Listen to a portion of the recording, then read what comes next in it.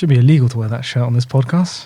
Yeah. I'll give you the free pass this time. Anyways, hello guys, what is up? My name is Dylan. Welcome to the Popcorn Podcast. This is episode number 7, in which we are going to be talking all things Fast and Furious 10, or Fast X, as it's better known. I'm once again joined by a person who needs no introduction, Mr. Flick Fanatics, PANWA. Welcome back. Family. Podcast family. Right. We talking or we racing? Oh my God. Right. Die, remember. Ride or die. So, Fast and Furious. Do you want to kick this one off? What is your relationship with the Fast and Furious franchise? Well, first of all, thank you for clicking play on a video with me again. I'm sure it's been very tiring and me to keep seeing this random guy just pop up on Dylan's He's the channel regular. More than I do on my own channel at this point. But yeah, so with Fast and Furious, I'm one of the few who, up until recently, did not have some kind of superiority complex over it. I just do really enjoy them. And especially the ones that were directed by Justin Lin and then James Wan for Furious 7. I think they are very well-made films, actually. And Justin Lin, you can definitely see his growth as a filmmaker overall. So there's a lot of good things to take from these from this franchise. And I started watching them when I was about sort of 9, 10, right around as Fast 5 came out, which is the best one. I agree. Opinion. Just overall, I think it's the best one. And then after Fast 5, you go into 6, 7, 8, and that was when they began to get more and more ridiculous. And it was when I think most people began to lose respect for the franchise, but actually gain in enjoyment, just senseless, brain cell depleting enjoyment, right? So, hey, I enjoy them. And certainly with 10, there's a lot that we're going to be talking about, but I have a great appreciation for the franchise as well because of, dare I say, the family aspect. And what I mean by that is how Vin Diesel and I guess the producers and the team, the studio, will bend the laws of reality to include everyone possible. I love how inclusive the franchise is, and the fact that they have not forgotten their roots, the fact that they've continuously brought characters back from that were in previous films and brought them back from the dead to kind of give them a career and pay them is something wonderful, and certainly something that Michelle Rodriguez, I remember, was talking about, which I love, about how ultimately the Fast and Furious franchise is one of the most multicultural franchises because I remember in this video, and I was reading the comments about it, where she was talking about this idea of diversity being pushed in Hollywood, when diversity ultimately isn't diversity. For example, Crazy Rich Asians is not a diverse cast. It's full of Asians. Black Panther is not a diverse cast. It's built up of mostly, African Americans and African Brits. Whereas something like, Aquaman, actually is it has people from all over the world, from different backgrounds and blah, blah, blah, who not only look different, but come from different places and blah, blah, blah. And I think that's one of the greatest strengths of the Fast franchise and why it does so well across the board. It has people, it appeals to Americans as much as it appeals to the Brits with the Statham and Mirren and Luke Evans, as much as it does to the Asians with Sung Kang and a whole film set in Tokyo, And so the globe-trotting nature of the franchise in the story is only bettered by the globe-trotting nature of the franchise in real life, in reality. And I think that's actually why it has lasted as long as it has. Yeah, I think that, genuinely what you just said, I think that goes over people's heads very quickly when we talk about these films and, the quality of these films and how everyone takes a piss and memes these films. But that is actually a quality of the franchise that you're very right about and can't be understated. I think it's very important. And also how these films just embrace these cultures, these locations, is something that very few franchises on that level can do. Even with Marvel films and stuff, they're going to other galaxies and stuff, but maybe you are right. Maybe the Fast franchise is the most diverse and inclusive. As for what you said about Fast 5, I do think Fast 5 is the best one. It really is. Followed up by, I'd say, Fast 7, James Wan's. Yeah. I think the franchise was in its prime from 5 to 7. Yeah, because 6 is overlooked. 6 is great. 6 is great. I like it as well because it's in London. It's in our home city, essentially. Yeah, so like the franchise sort of has this peak at Fast 5, Fast 6, and Fast 7, and then it starts to slip again for me. But like you said, that it's interesting you say that people's enjoyment for the films have actually increased, but they respect the films less. Yeah. So in many ways, as we all know, these are the ultimate sort of popcorn films. Yeah. Where you just go and you just have fun with them. Yeah. I remember when we went to see the Fast X. We were enjoying ourselves a lot. We were enjoying ourselves, yeah. It was awful, but we were enjoying ourselves. Exactly, it was awful, but mindless, senseless action. Yep. But yeah, I mean... Can I put a but into your comment? You said mindless, senseless action, right? So a lot of people didn't like Fast 9 or F9. I didn't like Saga. Fast 9. Okay, But, yeah. it's a mid film, I agree. But from a filmmaking point of view, that's a phrase that I probably said a bazillion times in this podcast. That is your catchphrase. From a filmmaking point of view, Justin Lin did some of his best work in that film. When you look at the way he shot the action and when the way he orchestrates it, how creative he is with it, I urge you to watch the car chase sequences, the shootouts, the fight scenes in that film versus in Fast X, night and day, my friend. He uses longer takes. He edits much more cleverly. The camera placement is so much more unique, and just generally, it's a little bit more elevated. Yeah. Whereas here it's just mostly shots of people driving and turning, and it's very formulaic and robotic. Yeah, for sure. I think like Fast 9 is the one. I wouldn't even lie to you. It's the most forgettable one for me out of the whole franchise. Aside from the fact that they do go to the moon, which say what you will. But one thing the thing I remember about Fast 9 was all the Tokyo stuff and how well that was shot. That was the stuff that I was like, yeah, this stuff is great. I think the Tokyo stuff in Fast 9, actually, I prefer the way it was shot and filmed, even more in comparison to Tokyo Drift, which the entire film more or less is based in Tokyo. So I don't know. I also got to say real quick that the Fast and Furious franchise, I was talking about the loyalty that it has to those who work with it. Yeah. You get to really see Justin Lin before he basically had a breakdown and left. You get, rightfully so, by the way, from what I've heard. You really get to see his evolution as a filmmaker. And in my opinion, the only other place that this has been evident is David Yates with Harry Potter, going from Order of the Phoenix all the way up to 3 Fantastic Beasts films. You see this guy do everything imaginable with a camera, and you see how he's grown from, if you watch Order of the Phoenix into Secrets of Dumbledore. Yeah.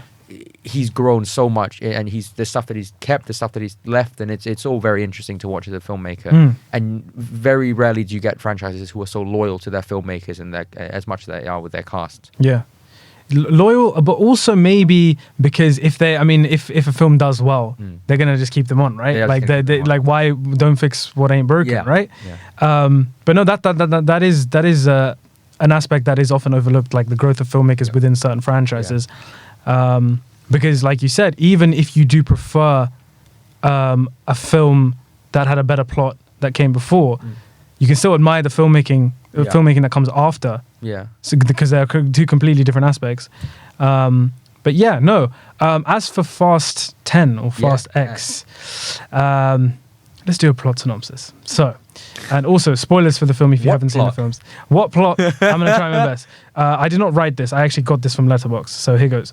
So over many missions and against impossible odds, Dom Toretto and his family have outsmarted, outnerved, and outdriven every foe in their path. Now, they confront their most lethal opponent they've ever faced, a terrifying threat emerging from the shadows of the past, who's fueled by blood revenge, and who's determined to shatter this family and destroy everything and everyone that Dom loves forever.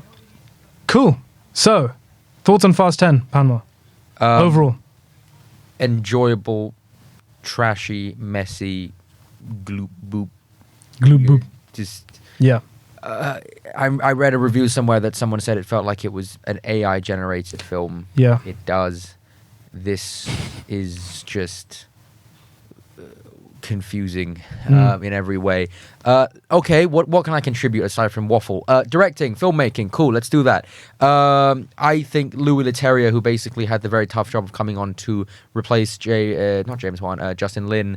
Louis Leterrier has been a director who's been around in Hollywood forever. He's been making kind of these action movies, serviceable action films for a while. I think his best film is Clash of the Titans, and the reason that it's the best film is because it's the only one with like any kind of interesting setting. The rest of them are just kind of boring looking.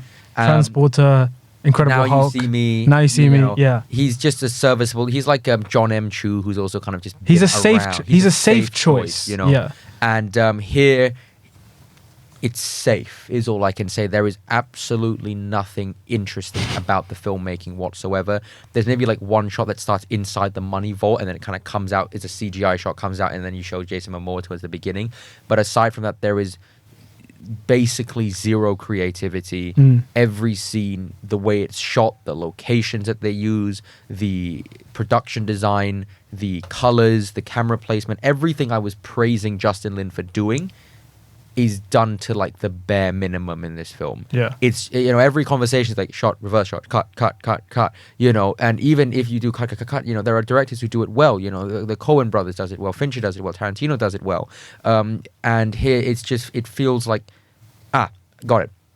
It feels like Louis Leterrier was handed the script and he goes, okay, well, how do I shoot this? Not, how do I shoot this? You know, it felt very much like a, let's just get this done. Yeah. It felt like they needed to do it. It did not feel like they wanted to do it. There was very little passion and very little energy behind the camera for me.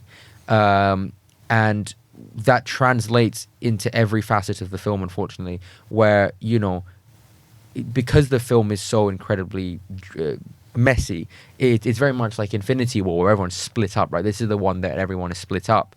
And therefore, you have to cut to places and someone's calling me and I'm gonna whatever, I'll talk to that later, but it felt very formulaic. And to the point where there were like 20 30 shots of Rio's beach.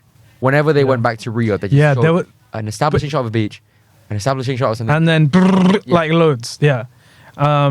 No, I completely agree with you. I think this one, I out of all the fast films, just how this one was shot, definitely my least favorite. This one, I felt like you could tell, like the actors weren't all shooting in the same room as each other. Like there was so many scenes and moments that was really poorly strung together. And I just felt like the whole film felt so artificial by the end of it. And I understand that the cast is at this point huge, and it might not always be the most. I mean, like in terms of logistics, the easiest to get all these guys together filming. But like, I could like there was the whole bridge sequence in Brazil where it looked like they shot that on a green screen. Yeah, on a green screen. They did. I saw they did. Yeah, and but also with like the actors in different rooms or whatever. Like it just everything is just so poorly strung together. I don't know. It's not a, you know, this is not a compliment, but one thing I felt is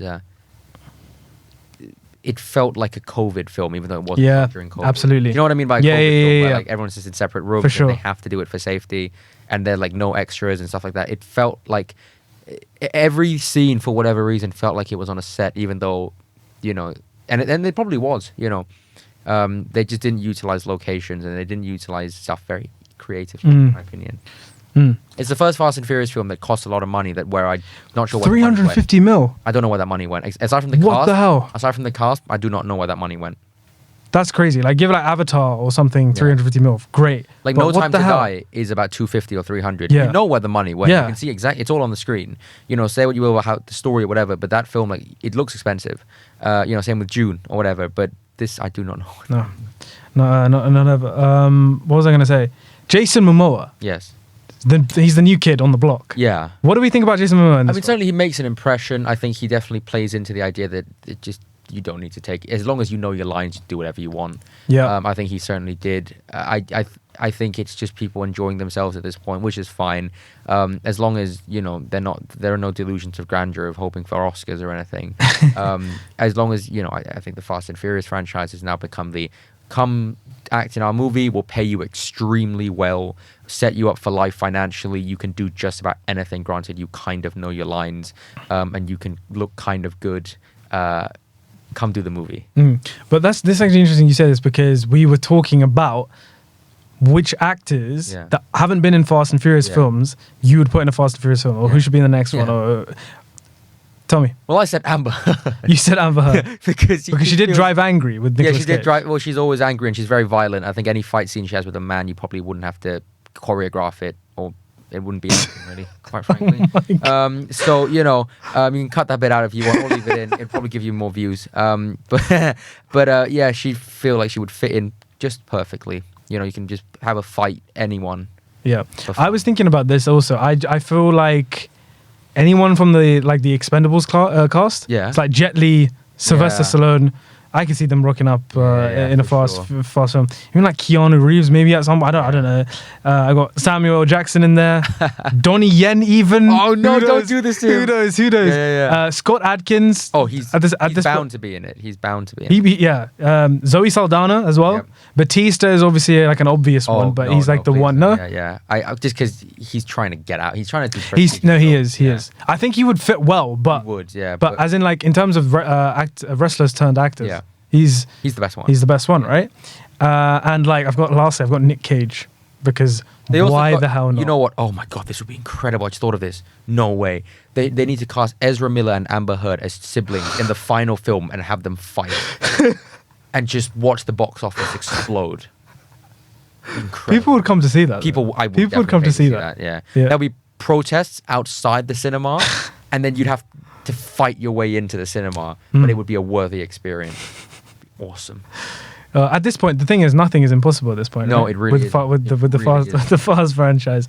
But no, yeah, going back to Jason Momoa, I actually thought he was one of the best aspects of the film. Funnily enough, I thought whenever he was on the screen, he's flamboyant. He's just completely having fun with it. He's kind of like the thing in the film that is telling you as an audience member, do not take these films seriously. If you take these films seriously, that's your fault. Yep. And whenever he was on the screen, he chewed the scenery. Yep. I thought he was great. I think you're either going to be completely despise his performance and think it's the worst thing in the world, or you're just going to be on board with it. And fortunately enough, I think I was right there with him. I don't really know what's going to happen in the next ones, but we'll get to that in a second. Another thing I liked about this film, I preferred it to Fast 9. Maybe not so much with the filmmaking, but just in general, I preferred this one to Fast 9. I think Fast 9 was a bit like, in terms of plot, call it that. Yeah.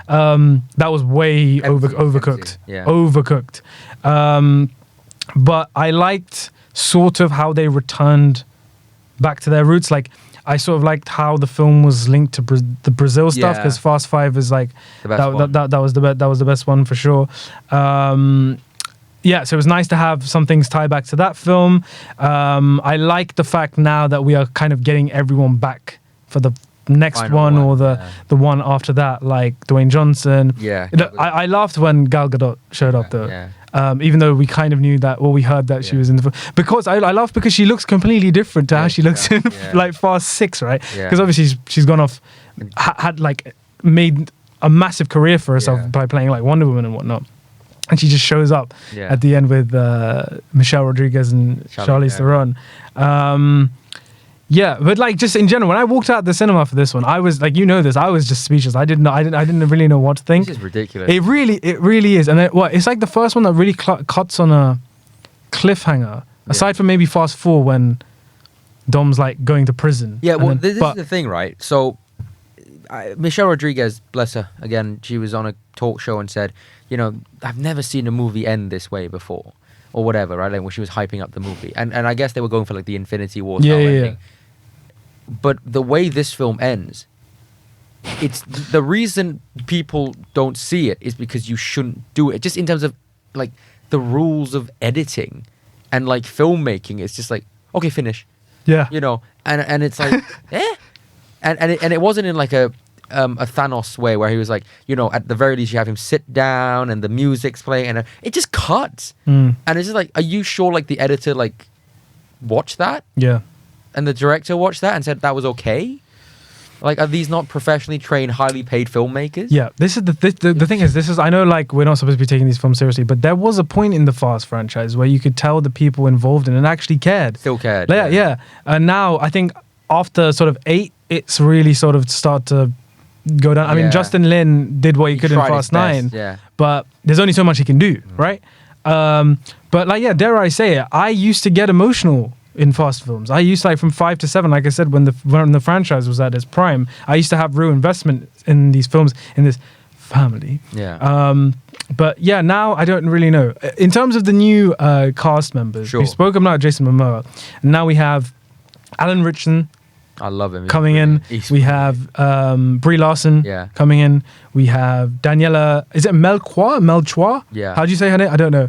And she's playing the sister of Elena Yeah. in Brazil. Everyone's sisters, Yeah. brothers. Yeah. I thought she was like, I actually really like her as an actress, like from Suicide Squad. and Fantastic. she's great. But I just like, I don't know if for her in this film, she was very much a damsel in distress like the whole time. Yeah, it's kind of annoying. But I thought she was a nice casting for the sister of. Yeah, they look and feel similar. Yeah. Brie Larson, I actually kind of enjoyed her in this film. Yeah. Like she was having a good Yeah. time. She seemed like she was in the right place. Yeah. I thought she was fine. She was good. I also just love how, because they're paying their actors so much, how you can get genuinely big actors. Your Helen Mirrens, your Charlize Therons, your Brie Larson, these Oscar winners, these titans of cinema. Certainly with Helen Mirren especially as well. It's just a lot of fun to watch. And then you have Alan Richardson, who he's custom made for the Fast franchise, Yeah, he is. especially after Reacher. He is. He's like, a man physically could not get his biceps any bigger than Alan Richardson. I feel sorry for his t-shirts. They must have been like stretched to like the Kingdom Come. And like every time he walks, it's like every time he holds a gun, it's like it's fucking brilliant. So I thought he was just built for the franchise. I cannot wait until he eventually has to like fight The Rock or something. It would be absolutely incredible. So good additions. What I was going to say is before the film, the thing in the trailer that made me laugh the most, which was the one shot of Jason Momoa standing as the safe in Fast 5 gets ripped through the walls, and I just laughed my ass off because obviously they don't know like where the hell to go with this franchise now. They're like, okay, it's someone's son wants revenge, da da da da. And I thought that was the funniest shot until Alan Richardson in his bright blue like suit comes just out. That was amazing. Honestly, plot twist. That was hilarious. And the thing is, we went to see this film together, and we were laughing the whole way through. But like, I still would have gone. Like, if I knew what my reaction to the film would have been afterwards, I still would have gone and watched it. Yep. Yeah, because I mean, if you don't at least try and have fun with these films. Like, what are you doing? Watching it? Why are you watching it? Exactly. Why are you watching it? And look, they're not they're trash, right? At the end of the day, but I mean, I'm still gonna be there on opening day for the. You enjoy McDonald's for a exactly. reason. You enjoy McDonald's for a reason. Exactly. I didn't really love all the Tej, Roman, and Han and Ramsey. Han and Ramsey stuff Jason in this Statham film. to the movie for one scene. It's like they didn't do anything at all in this. Yeah, but even just that dynamic, I thought that. I liked it in like Fast 7 when Ramsey's introduced and they're both kind of like trying to fight over her. And now I think it's just gotten really stale. It's gotten really stale. And Pete Davidson's in the movie for no that's reason. There's like weird like cocaine powder or something. Yeah. And then Han gets on like weed muffin. Yeah. For no reason. It's very bizarre. Like I said, it just felt like really AI generated. It felt like they were just like, Lula Terry read the script and was like, oh, okay, I'm not going to fight. I'm just going to film it at this point. Yeah. And it shows on screen the lack of enthusiasm. Yeah, no, this is the thing, lack of enthusiasm, because I think like the performances from the cast this time around, I'd say except for the new ones, the returning cast, I didn't like I know it's a Fast and Furious film, but like you can tell the level of investment that they have is nowhere near as much as it was in the past, just through their performances. I don't know if it's because of the production issues. I don't know if it was like I don't know what it was. Yep. But I don't know. I mean, obviously this franchise, it just isn't the same. I don't know. I'm trying to think who my favorite performance was. It might actually have to be Jason Momoa. Yeah, same. Charlize Theron is always good. She was in the only scene I took seriously in the movie. You did, yeah. You were saying. I was talking to Dylan about how that first scene where she meets Jason Momoa, and he kind of blackmails all of them and stuff like that, and there's a fight that kind of leads into an elevator, and then you can actually see how she uses the person to shield her body from the impact of the elevator and stuff like that. That for me is a little bit more creative. There's more layers to that action scene. There's it's shot with a bit more intensity. It's edited together with the music and everything. It's because at the end of the day, you got to remember Charlize Theron's Furiosa, arguably the greatest action heroine of our generation. Of course she's going to take her scene seriously. And of course, there's going to be gravitas and depth to everything that she does. And certainly that scene for me was something, it was probably the only one I kind of felt like, oh, wow, okay. cool. And then the rest of it was just driving scenes in broad daylight. Yeah. Where car hits car, explosions happen, car hits other car to generate other explosion, which hits other car and generates another explosion. And it's not even done with Michael Bay levels of creativity. Yeah. I enjoyed Michael Bay. Nothing wrong with that. Yeah. Yeah. Also, the funniest line in the film. I think we're going to say the same one. Are we going to say the same one? You've taken my family, this and that. You've taken my family, my loved ones. You've broken it. But one thing you haven't taken is my car. And he fucking proceeds to drive off the dam. Oh, yeah. Do you remember at the end? I think I might have zoned out at that point. The line that I had was I have faith. You know, it's like when the kid. No, but it's in the same scene. Yeah. When Dom's like, you haven't taken my car, and then you haven't taken my car. Yeah. Then he just proceeds to drive off the. That was amazing. Just wrapping up this the episode. John Cena's not dead. Yeah, no one is dead. No one is dead. Like Paul Walker's not dead. Brian will come back. They'll bring him back CGI wise. Oh my God. They'll do something to bring him back. Yeah. No. What I was going to say is that's the thing. At this point, anything is possible. They're bringing but how do they bring him back? Is it something to do with the lab? Because the things were fixing like wounds up and everything. I don't even know. Do you remember when? Do you remember they're having the fight in the lab? Yes. And well, Kurt Russell is coming back too at some point. I'm sure, Mr. Nobody. And then Brie Larson will have a brother, I'm sure. No, I did hear this really interesting theory. What? Oh, this would be cool actually. Brian O'Connor. Yeah. Is Brie Larson's brother and the son of Kurt Russell. That's how he got a job in the FBI, and that's how, even though he's a criminal, he keeps getting reinstated because he has family in high places, and that's why they add Brie Larson into the movie, because she is Paul Walker's sister. That's actually not a bad theory, and I would actually be down to see that. I would, but the thing is that if that was to be the case, you'd have to sort of how would they shoot that? How would they? I don't know, but it's family, and then that would make her like family with Dom. And then that would make Dom families with Kurt Russell. Everyone's family. Everyone's family. Everyone's family. Like Charlize Theron is somehow Han's sister. Who really knows these days? And Han and Ludacris and Tyrese are all siblings. Who really knows? It all works out. Yeah. Now I was going to ask you, where do you think the franchise should go next, or what do you think the next film should do? I think they should just go full Endgame, bring everyone in for like a street race, and bring in like from the Hobbs and Shaw stuff. They had Asa Gonzalez and Vanessa Kirby. Bring Luke Evans back. Have Idris Elba back. He's in. Oh yes, bring Idris Elba back. Put Helen Mirren and The Rock together and have them fight. Have Helen Mirren drive a plane into like Alan Richardson. Have her fight Alan Richardson. Have Amber These films Heard. are just Bollywood films at this point. Yeah, have Amber Heard and Ezra Miller play the henchmen of Jason Momoa. They turn on Jason Momoa, kill him, and then transport him into the DC franchise as Aquaman or Lobo. It's all possible. Honestly. It's great. There was a rumor when F9 came out where they were going to do Jurassic Park and yes. Fast have dinosaurs. How the hell? Yeah, just throw them in there as well. Traveling cars. They were going to do 21 Jump Street, I think. Fast and Furious. Have Channing Tatum and Jonah Hill in there. I'd love to see them. Revive 21 Jump Street Johnny Depp, because he was in 21 Jump Street, and have him fight Amber Heard. Oh my God. Do you see what I mean? These films are great. There's so much more that could be done. Dinosaurs, Transformers, the cars transform. Vin Diesel's Dodge Charger has been an Autobot the whole time. And the name of the thing is family. Yeah. The name of the Autobot is family. Yeah. Yeah. That is our pitch. Universal. Yeah. Take it or leave it. Well, I don't think we're going to find a better ending than that. No, we're not. No, we're not. Or we could just end it like F10, Fast 10, and just cut it. Just cut it. Gal Gadot.